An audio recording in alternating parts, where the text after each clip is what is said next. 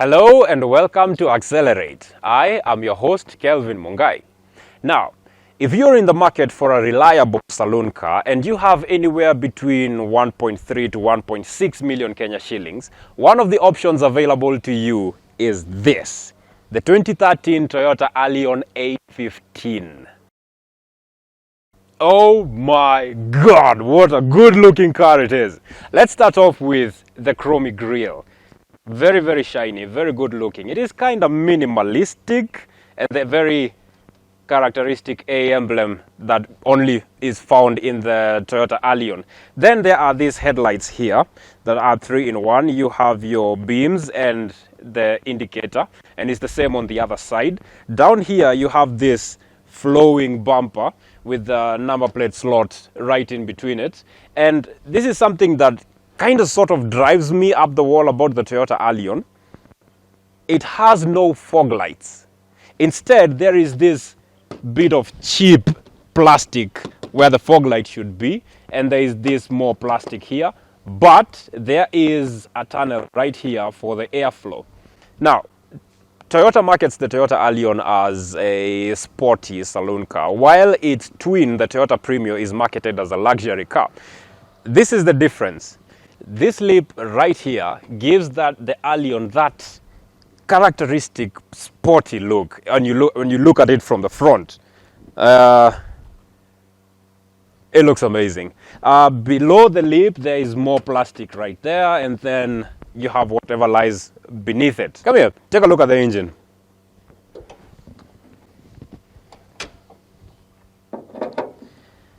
In here you have that 1496cc engine, the 1NZ-FE, 4 cylinders of course. It produces 110 horsepower at 6,000 RPM and 140 Newton meters of torque at around 4,200 RPM. Let's get a feel for it. Let's hear what it sounds like.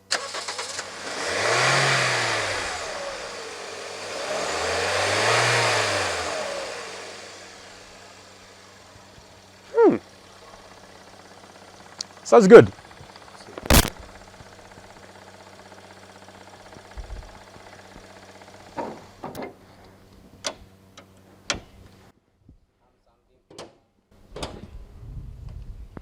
Now, when we look at the side profile of the Alion, let's start with this, the wheels. They are 15 inches and it rides pretty well. It's very, very comfortable on the 15 inches. There are side mirrors here, which are usual. They're very conventional door handles to open and unlock your doors. Now, this is the feature that I find most interesting with its side profile. Starting from around here, the wheel arch bulges outside, and that is designed so as to give the Alion that characteristic sporty look and feel to it. It is also higher at the back than it is at the front, so it can lean forward. Also at the back there is more chrome here and here in the Toyota emblem, and then there is the A15 designation, which tells you what kind of engine that this particular Alion has. If it was the 1800cc engine, it would be designated as A18, as A18. Now, if you buy the Alion, it comes with a key, depending on where you buy it from, that is, it should come with a key that looks like this. Let me show you. You can see that? If you press this button, it unlocks the boot from wherever you are. Awesome technology. Before we get into the boot and the capacity and whatever it is that it has in there, let me mention this small black thing right here that is very, very firmly placed right there. That is the reverse camera. Once you engage the reverse gear, it shows you whatever is behind it. I'll show you more of it when we get to the interior. Now, the Alion has quite a sizable boot. It is enough for whatever kind of luggage you want to carry. If you go visit your aging parents in upcountry and they give you a banana, a whole of it, believe you me, the Alion can handle that, no problem. Now, in here, there is this, which is the first aid kit, because we are Kenyans and we keep these things in the boot. I don't know.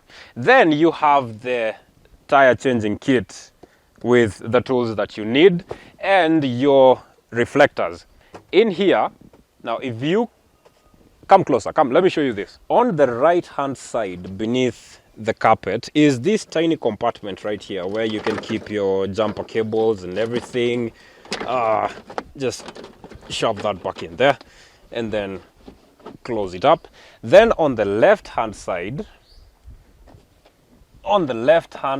you have your jack, which is to be used for when you get a flat tire or something. No, not or something, when you get a flat tire. Good. Now in here you have this black carpet that feels very, very normal. Beneath that you have your spare wheel fitted in a well right there, so it does not interfere with whatever luggage you choose to keep in here. Let's take a look at the interior. Come on. Now, the first thing you notice about the door is how heavy it feels. I mean, it doesn't look like it, but it's quite heavy, and it feels good opening and closing it. Now, this is the door handle. Here you have your lock to open and unlock, to open and close the door. This is also chromy, very shiny, makes it look good. Here you have these buttons that control the four down here, control the front and the rear windows, so you can open your passengers windows through here or close them.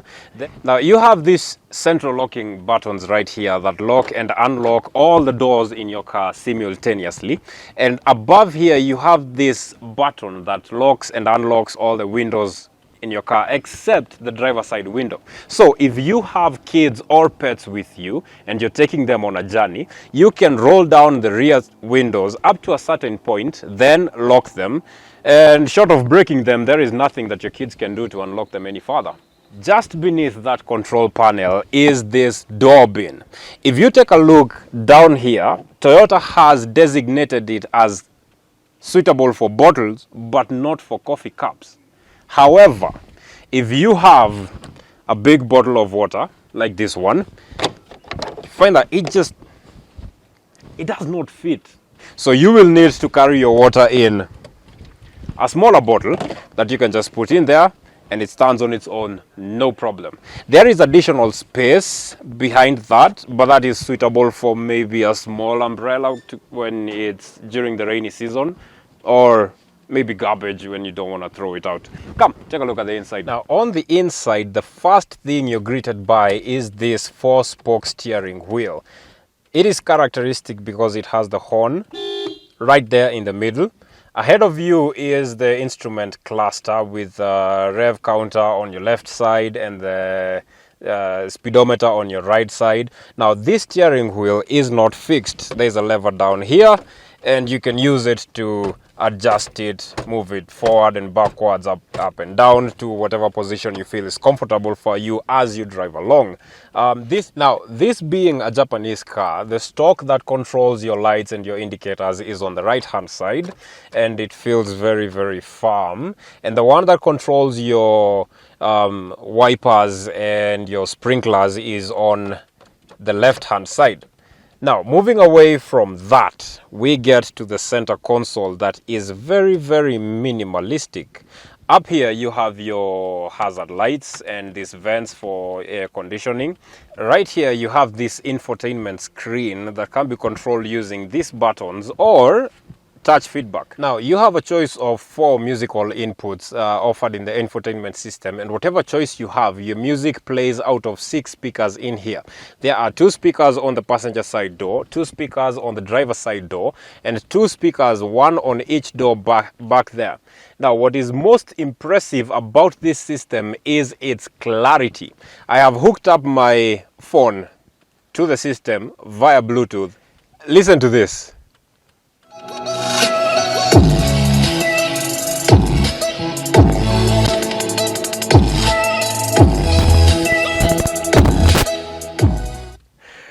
If you are someone who loves music, the system in the Alion will impress you. Now, the only drawback that I can find with the entertainment system in this vehicle is that there is no slot to actually put in an actual diskette.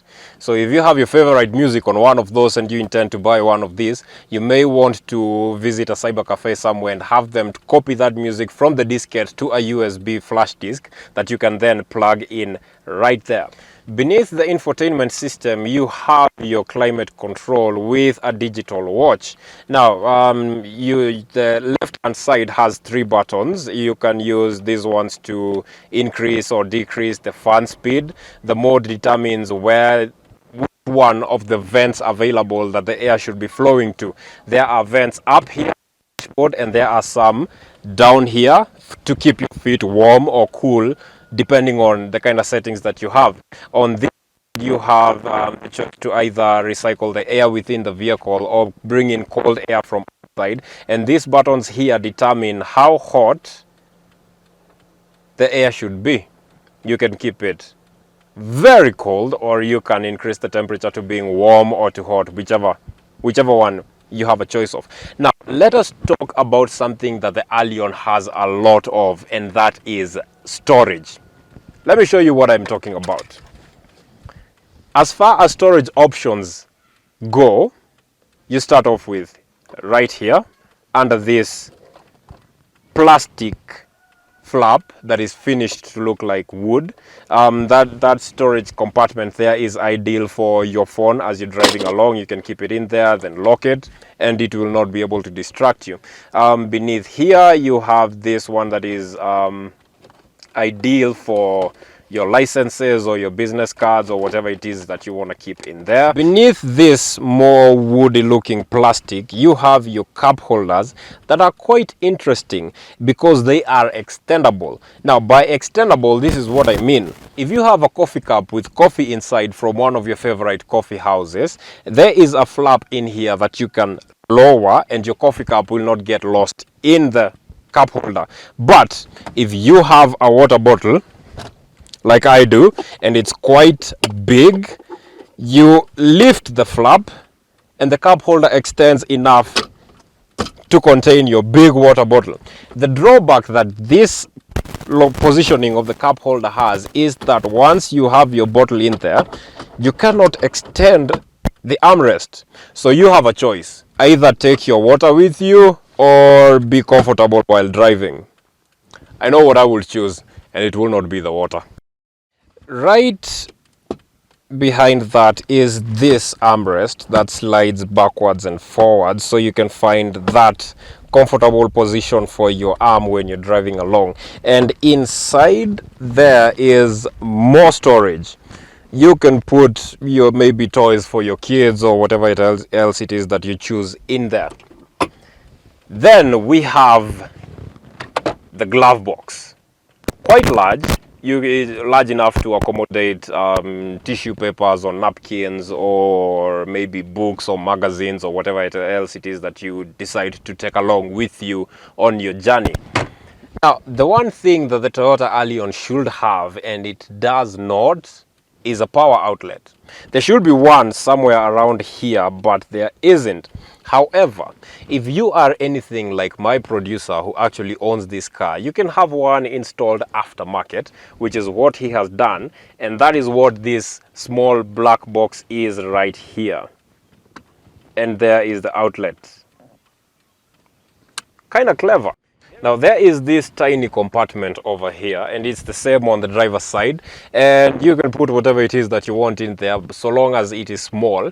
And my team and I decided that it is our trash compartment, so in goes that. We'll get rid of it when we get to the office. Up here you have your lights. You can switch them all on or off using this switch right here, or you can switch them on and off individually through that. Then you have the sun visor with this vanity mirror and this vanity light that switches on when you push the flap, the cover, all the way back, and it switches back off when you pull it all the way forward. The sun visor itself does not extend, it is stuck in one place. And those are all the features that we have at the front of the Toyota Alion. Let's jump to the back and see what it has and what it does not.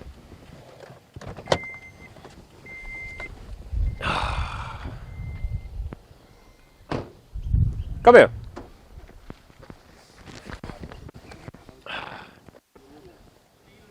Now, at the back door, you have more chrome here, more woody looking plastic, and then this door bin that is still designated for bottles and not cups, that is wide enough for a small bottle.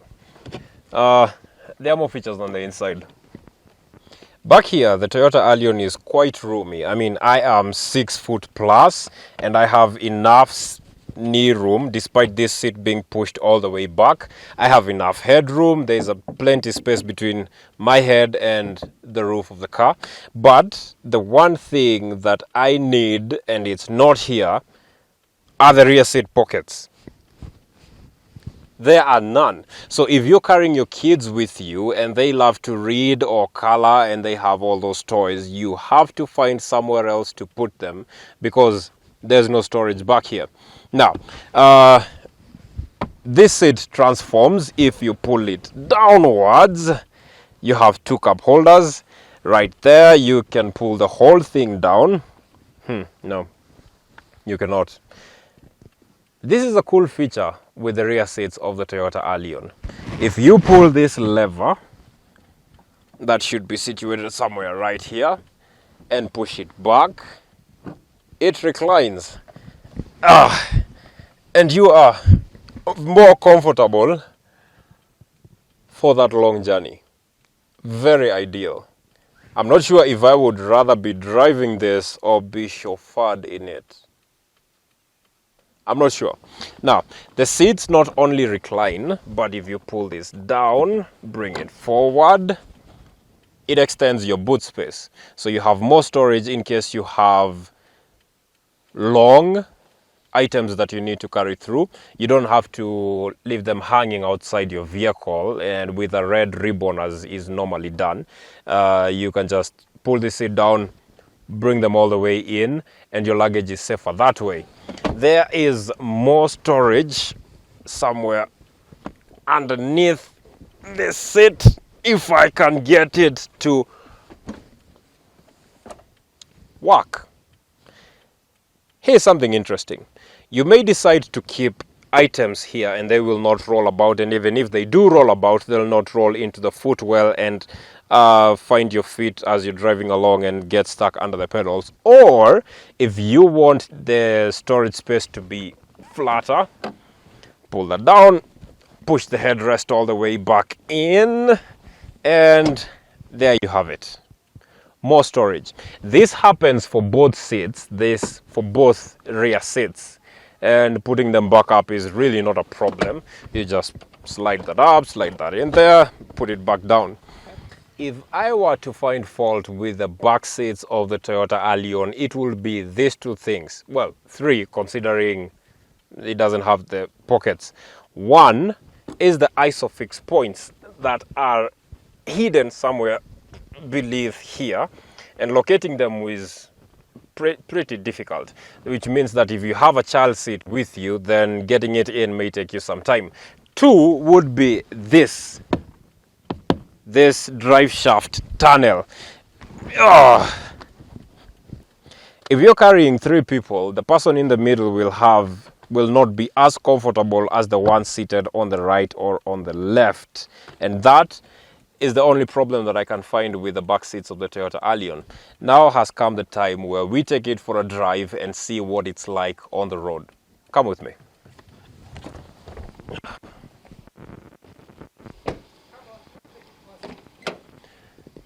Come, let's take it for a spin.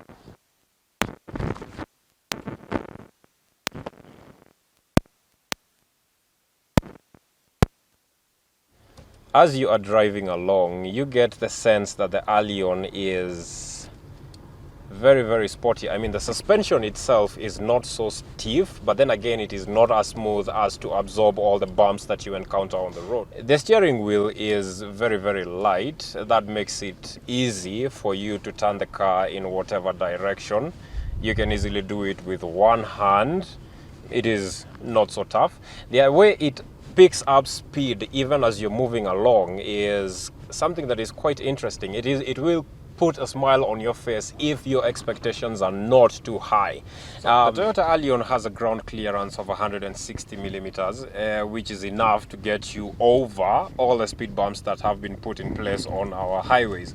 But if you use one of the back roads, one of the B roads, and you encounter one of the many speed hills, mountains that have been put in place, then may the automotive gods be on your side, because if they are not, this will be happening a lot. Now, the one thing that the Toyota Alion does not have as a sporty saloon car is paddle shifts. I feel like it would add to its sporty character if it had some beneath here to change the gears as you drive along, and it will also give you time to maximize the output that you get from that 1NZ FE 4-cylinder engine and the 4-speed auto that is mated to. This Alion has a turning radius of 5.3 meters, which I don't know if would be sufficient to make a 3-point turn. Let us see.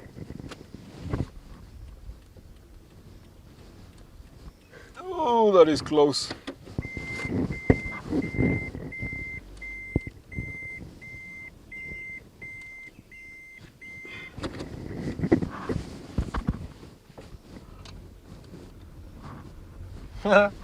It is enough, and we did not fall into the tunnel that is just right next to that, to the road. So that turn was quite smooth, and credit to Toyota for making the Alion steering wheel very, very light.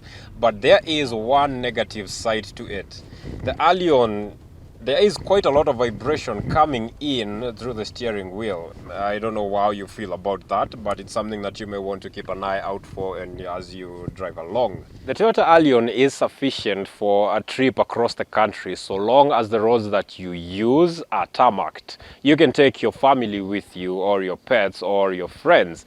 And since we are in a Toyota-dominated market, sourcing for the spare parts of this vehicle should not be so difficult. Its engine is small, and so that translates to very good fuel economy. But if you want something that will give you a thrill every time you put your foot on the accelerator, then consider going for something with a bit of racing heritage and a supercharged or turbocharged engine, such as the Subaru Legacy or the Mitsubishi Evo. And that is all that we had time for today. I have been your host, Kelvin Mungai, and I will see you next week at the same place and the same time. For now though, it is goodbye.